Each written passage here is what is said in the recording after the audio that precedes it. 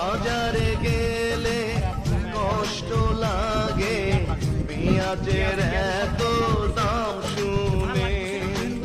40 টাকার পেঁয়াজ এখন 200 টাকায় বিক্রি করে।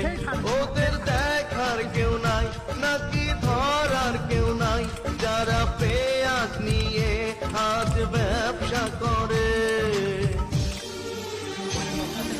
পেঁয়াজ খাবেন না ভাই, পেঁয়াজ খাবেন না, পেঁয়াজ খেয়ে আপনার টাকা নষ্ট করবেন না। পেঁয়াজ কিনবেন না আপু, পেঁয়াজ কিনবেন না, পেঁয়াজ না খেলে কোনো ক্ষতি হবে না। পেঁয়াজ কিনে আপনার টাকা নষ্ট করবেন